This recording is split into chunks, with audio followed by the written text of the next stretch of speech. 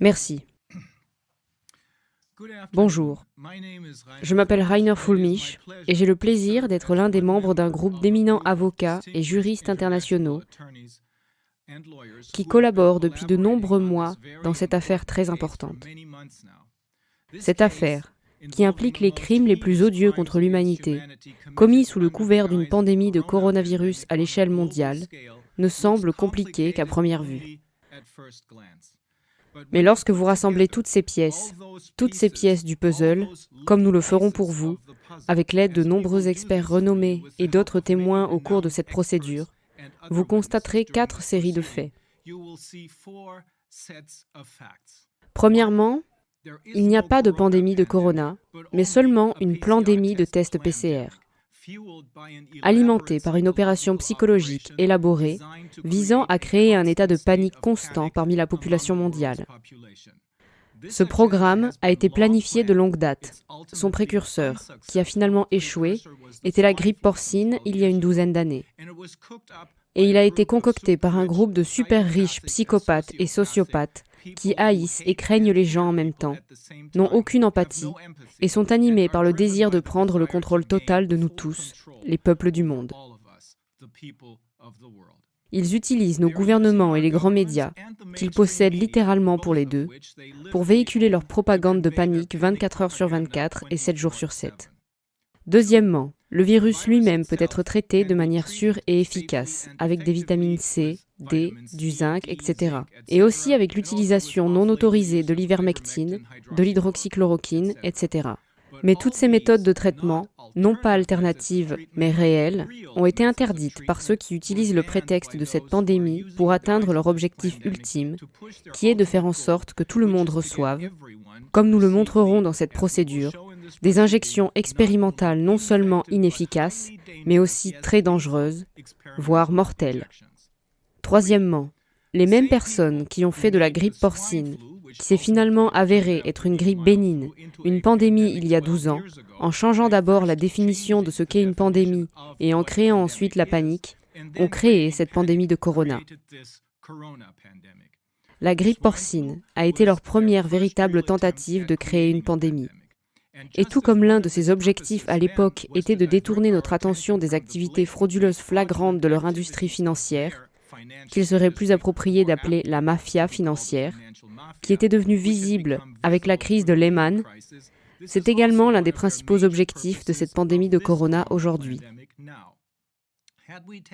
Si nous avions regardé de plus près lors de la crise de Lehman, au lieu de croire aveuglément les promesses de nos gouvernements selon lesquelles les auteurs de ces crimes financiers seraient tenus pour responsables, nous aurions vu qu'ils ont pillé et saccagé nos caisses publiques pendant des décennies.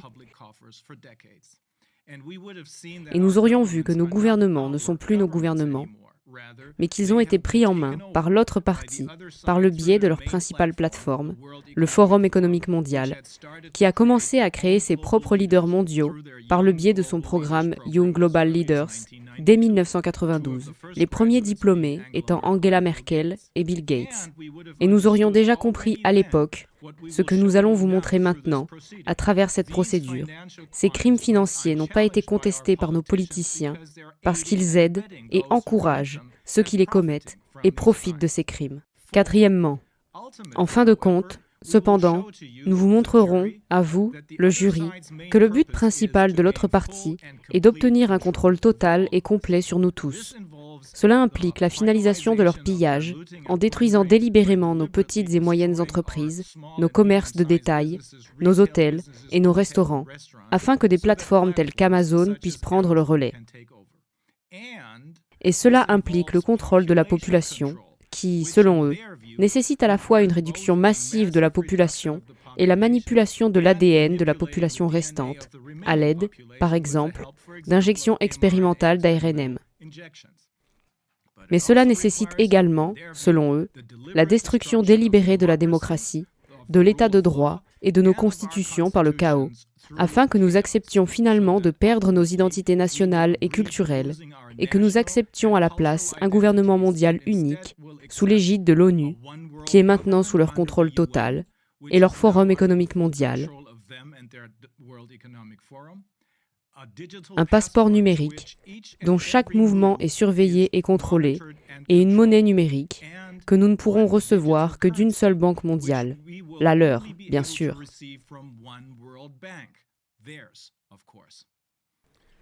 À la fin de la procédure, et après que vous ayez entendu toutes les preuves, nous sommes convaincus que vous recommanderez des mises en accusation contre les 6 accusés présumés. Christian Drosten, d'Allemagne, Anthony Fauci, des États-Unis, Tedros, de l'Organisation mondiale de la santé, Bill Gates, BlackRock et Pfizer. Mesdames et messieurs, cette affaire concerne un programme de longue haleine d'un groupe de personnes ultra riches et de leur mafia financière basée à la City de Londres et à Wall Street, qui consiste à utiliser une pseudo-pandémie comme un prétexte derrière lequel, pendant que notre attention est portée sur la pandémie, ils veulent achever leurs efforts de plusieurs décennies pour obtenir un contrôle total et complet sur nous tous.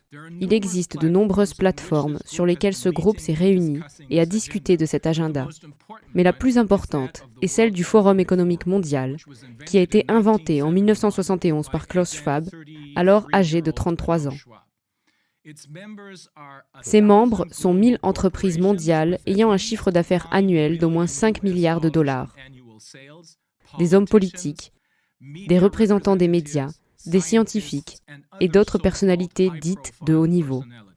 Ils se réunissent une fois par an à Davos, mais il existe d'autres réunions de ce type, par exemple en Chine.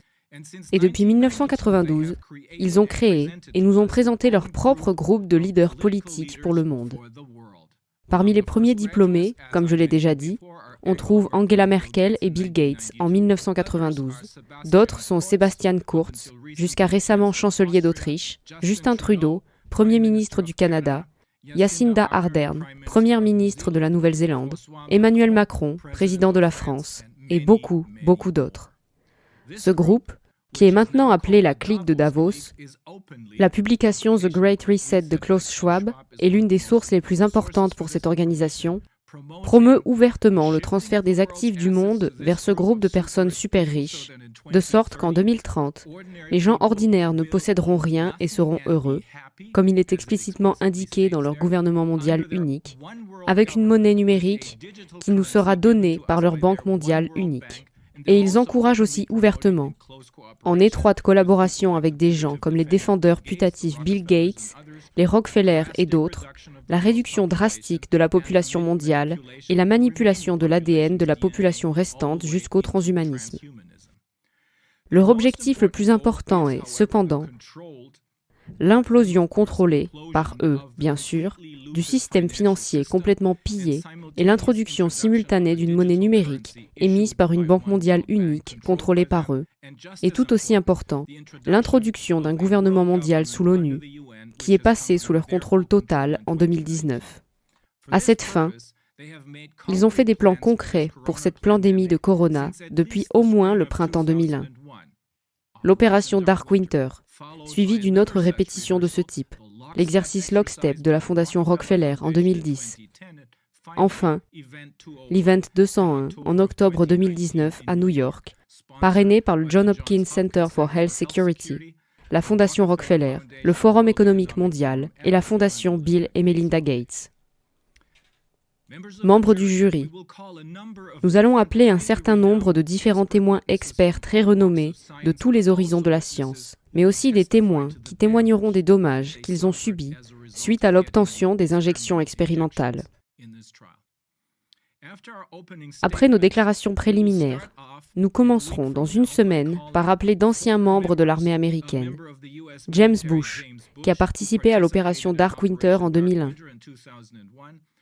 D'anciens membres des services de renseignement britanniques, Brian Gerrish et Alex Thompson, et les journalistes d'investigation Whitney Webb et Matthew Ehret, et d'anciens employés et conseillers de l'Organisation mondiale de la santé, le Dr Sylvia Barrant et le Dr Astrid Stuckelberger. Ils nous expliqueront le contexte historique et géopolitique de ce à quoi nous sommes confrontés, et ils montreront comment cet agenda a été planifié depuis au moins 20 ans, en commençant par l'opération Dark Winter en 2001, et une dizaine d'années plus tard, le scénario Lockstep de la Fondation Rockefeller, pour finir par la répétition générale, l'Event 201 en octobre 2019. Et ils expliqueront comment, alors qu'il n'y avait pas de cas, ce dont ils avaient besoin pour déclarer une urgence de santé publique de portée internationale, ils les ont créés, en demandant à l'accusé Drosten d'inventer l'histoire des infections asymptomatiques qui n'existent pas, et comment ce test PCR peut détecter par un dépistage de masse de personnes parfaitement saines, celles qui sont infectées.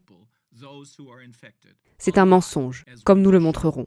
Nous poursuivrons avec le prochain groupe de témoins, le Dr Wolfgang Wodarg, pneumologue expérimenté et ancien membre du Bundestag allemand et du Conseil de l'Europe, qui a réussi à démasquer la première tentative de pandémie de la partie adverse, la grippe porcine d'il y a 12 ans, comme une grippe bénigne. Le professeur Ulrike Kammerer, biologiste de l'université de Würzburg, le Dr Mike Yeadon, ancien vice-président de Pfizer, le Dr Sylvia Barond, le Dr Astrid Stuckelberger, le professeur Dolores Cahill de l'université de Dublin, le professeur Antonia Tagati d'Italie et le professeur Bergholz d'Allemagne. Ces experts vont nous expliquer ce qui se cache derrière la légende de la pandémie du marché humide de Wuhan. Ils montreront que le virus n'est pas plus dangereux que la grippe ordinaire. Le test PCR ne peut rien nous dire sur les infections, mais il est la seule base de toutes les mesures anti-corona, y compris la mesure ultime, les soi-disant vaccins. Et les soi-disant vaccins sont non seulement inefficaces, mais aussi extrêmement dangereux. Indépendamment de l'origine naturelle ou humaine du virus, notre système immunitaire est parfaitement capable de faire face au virus. Comme le prouve un taux de létalité des infections compris entre 0,4 et 0,5%, ou même moins. Il n'y a eu aucune surmortalité nulle part, avant le début des injections expérimentales. Il n'y a même pas eu de cas au début de 2020. Cependant, ils avaient besoin de cas pour déclarer une urgence de santé publique de portée internationale, car c'était la seule base sur laquelle il était possible, selon leurs propres règles inventées et acceptées par tous les gouvernements des États membres de l'Organisation mondiale de la santé, d'utiliser de nouveaux médicaments non testés, les injections expérimentales, sur des personnes. Après une première tentative ratée d'annoncer cette urgence de santé publique de portée internationale parce qu'il n'y avait pas de cas, ils ont réessayé fin janvier 2020, après avoir créé des cas à l'aide de ce désormais tristement célèbre test PCR de Drosten, et ont annoncé cette urgence de santé publique de portée internationale 2 semaines plus tard. Ces experts nous diront que ces cas étaient presque tous des résultats de tests faussement positifs, rien d'autre. Le prochain groupe d'experts est composé du Dr Thomas Binder de Suisse, du Dr Brian Artis du Texas, du Dr Shankara Shetty d'Afrique du Sud, du Dr Wolfgang Wodarg d'Allemagne et de John Uluni Undertaker d'Angleterre. Ces experts nous expliqueront comment, dès le départ, nous avons été les témoins d'une interdiction délibérée et totalement insensée des méthodes normales, efficaces et sûres de traitement des maladies respiratoires et, à la place, nous avons fait face à une obligation de traitement qui doivent aujourd'hui être considérées comme des fautes médicales graves. Intubation, remdesivir, midazolam. John Uluni expliquera comment il a d'abord cru les allégations de l'autre partie concernant une pandémie et a même aidé la BBC à diffuser sa propagande de panique jusqu'à ce qu'il réalise que sous le couvert de la pandémie, des gens étaient tués intentionnellement. Nous appellerons ensuite le groupe d'experts suivant, dont le professeur Alexandra Orion-Côte de France, le docteur Mike Yeadon, le professeur Sukarik Bagdi d'Allemagne, le professeur Luc Montagnier de France, le docteur Vanessa Schmidt-Kruger d'Allemagne, le docteur Robert Malone, inventeur de la technique du vaccin ARNM des États-Unis, et le professeur Anna Bloschat, pathologiste d'Allemagne. Ils nous montreront que si le virus n'a pas provoqué de surmortalité, son taux de survie est de 99,97%.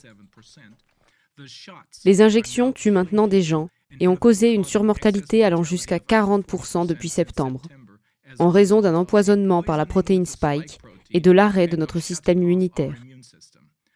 Le Dr Mike Yeadon nous expliquera comment un groupe de scientifiques a même trouvé des preuves concrètes que les fabricants de vaccins expérimentent des dosages mortels pour voir comment les effets secondaires mortels peuvent être manipulés de manière à ce que la population ne comprenne pas immédiatement ce qu'il se passe.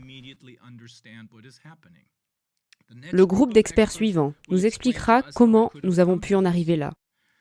Ce groupe comprend le professeur Matthias Desmond de Belgique, le docteur Ariane Billeran de France, le docteur Meredith Miller des États-Unis, le professeur Harald Wallach d'Allemagne et Stefan Kuhn, employé du ministère allemand de l'Intérieur. Ces personnes nous expliqueront comment l'autre partie, après avoir établi rapidement l'urgence de santé publique de portée internationale,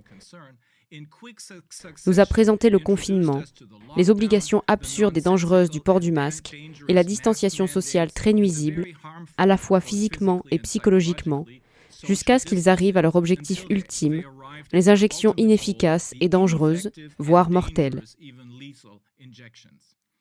Et ils nous expliqueront en détail comment notre consentement à tout cela a été rendu possible par une gigantesque opération psychologique dont le message de panique nous a été transmis par la propagande implacable des médias grand public et de nos politiciens, tous deux détenus par l'autre camp.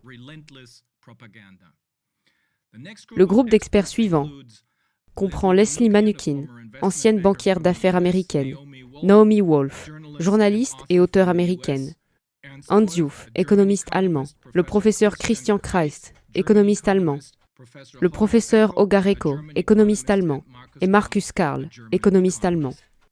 Ces experts nous expliqueront en détail la destruction intentionnelle de nos économies et la manière dont l'autre camp travaille à un crash contrôlé du système financier afin d'échapper aux crimes qu'il a déjà commis au cours des 10 dernières années, des décennies de pillage de nos caisses publiques jusqu'à ce qu'il ne reste plus rien, et d'introduire une banque mondiale unique, une monnaie numérique et un passeport numérique.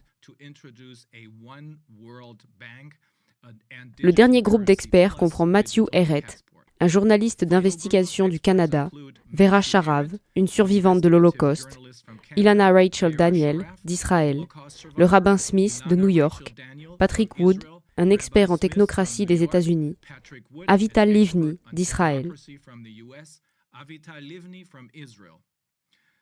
Dans la dernière partie de l'enquête, ces experts nous expliqueront comment une partie importante du programme de l'autre camp est liée au contrôle de la population, ou plutôt à l'eugénisme.